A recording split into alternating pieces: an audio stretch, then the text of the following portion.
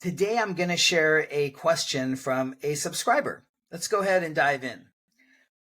What if I start off with max conversions on a small budget, roughly $30 a day, and Google starts charging me an insanely unrealistic cost per click? Well, that can happen, and that's a great question. I already have some feedback for you, so let's go ahead and dive into that. My first question back is, have you done the pre-planning here? So there's a Google search keyword planner tool. Highly suggest you go in there and you can enter the keyword, the brand keywords that, or non-brand that you're going after, and get the average cost per click, or actually it'll give you the high and low as well. Then you can also enter the site that you're going to use, and it will actually say what terms you should use. And on top of that, you can use geo. You can actually enter what geos you're going after, and it will tell you the cost per click even in that geo. So it's a very relevant tool if you want to stay into the cost per click arena, as opposed to cost per acquisition. The next question I have is based on $30 a day. Most budgets now are triple or if not double that. Even if you were doing, a $1, even $2 cost per click, you're looking at what, 15 clicks a day, 15 to 30 clicks a day. 30 is pretty good if you can get at $1, but let's be realistic. What kind of clicks are you getting? That's my only concern.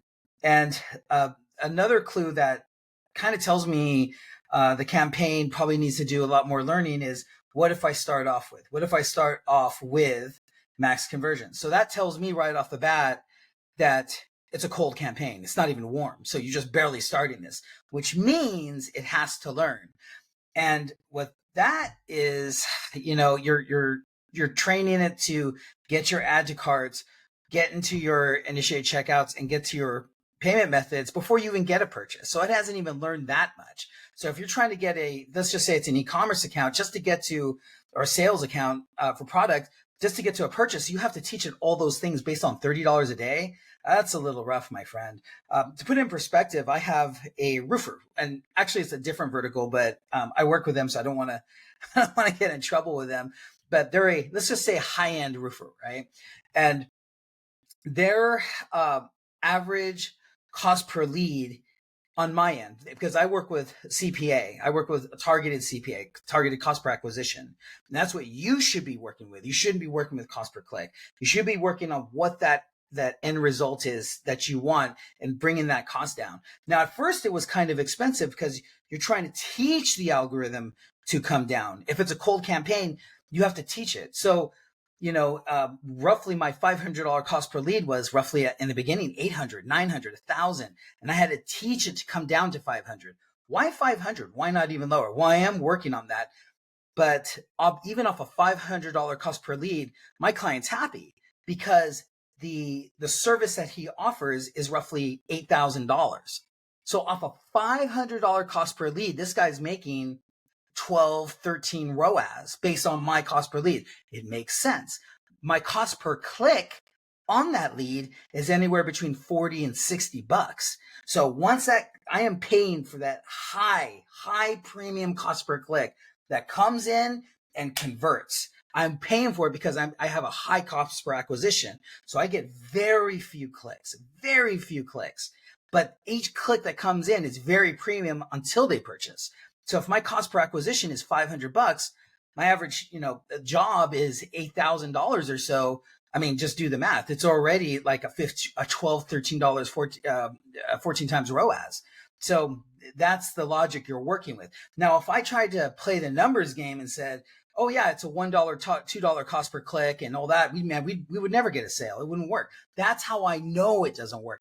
And the same thing goes with e-commerce. I have several clients we have that we focus on cost per acquisition, cost per purchase.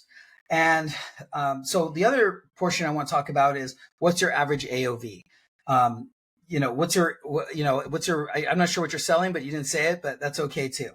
And when you're playing the numbers game like this, I understand a cost per click is less than a cost per purchase, but there are other things that are less than a cost per purchase. A cost per landing page view is less than a cost per purchase. A cost per landing page view scroll is cheaper than a cost per purchase. A cost per add to cart is cheaper than a cost per purchase. So put all those in perspective, that there's a lot cheaper things that you can optimize to that push people down the funnel. That's not just a click. Like, you really need to understand that. You have to pay for that mid-funnel event to make sure it's a quality person. Always remember this, my friends. Bots don't add to cart. They do not add to cart. They even don't even scroll. Some do, but most don't even scroll even. They just click. That's it. They may even do the landing page view. That's why you have CAPTCHAs for cost per leads. That's why you include those. But really, to do a mid-funnel event is not a bot. That is not a bot. So to ATCs, bots do not do ATCs. Always get that clear. So that's why I always say focus on add to cart, because you're paying for the first event that is non-bot related, that's non-clicker related, and that's what you want to optimize to. Anyways, thank you so much. I really appreciate your time. Hope you got a lot out of this, and look forward to the next subscriber question.